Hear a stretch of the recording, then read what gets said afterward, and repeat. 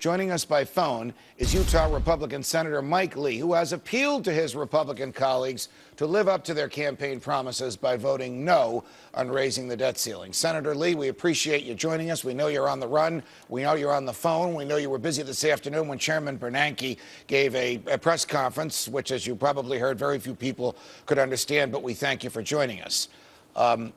First, is there any news on the front in the Senate? I know the Senate has been in recess this week and last about the balanced budget amendment or about something tied to raising the debt ceiling, which would please fiscal conservatives like you and libertarians like your colleague, Senator Rand Paul.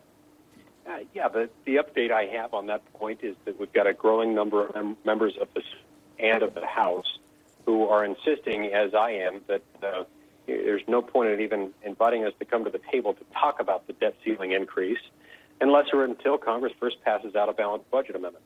There is great wisdom in the idea that you ought not issue another credit card to somebody with terrible credit, as the federal government now has, right, until you've taken steps to make sure that they're going to spend differently than they have in the past. All right. Without getting into the weeds, and you know this as well or better than I do, if the Congress passes the balanced budget amendment, that is the first of many, many steps. It then must go to the states and be passed by 3/4 of the states, 2/3 of each house and 3/4 of the states. So obviously that's not going to happen between now and a vote on raising the debt ceiling. So the condition that the fiscal conservatives are imposing upon this would be a congressional vote to send a balanced budget amendment to the states. It wouldn't be the enactment of such an amendment because that, as you know, could take years or even generations.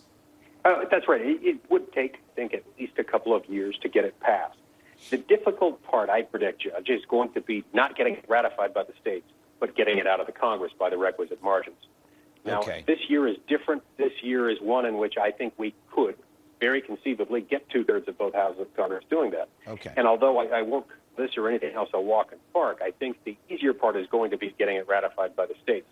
So even though no matter what, it's going to take a few years before an amendment could be put in place and take effect, it is something that would send the right signal, and it is something that would force Congress to begin preparing right now for the reality, for the coming understanding that Congress will have to balance its budget each year. Senator Lee, if the balanced budget amendment does not achieve the constitutionally required 2/3 vote in either house of Congress, or if the president and the Democrats say, forget about it, it's not even going to make it to the floor in the Senate since they control the agenda in the Senate, will any Republicans vote for raising the debt ceiling? Or stated differently, will all of you then vote against it? I can tell you that I will vote against it, and I can tell you that many, if not most, of my Republican colleagues will do the same thing. I hope that all of them will do the same thing. That part remains to be seen.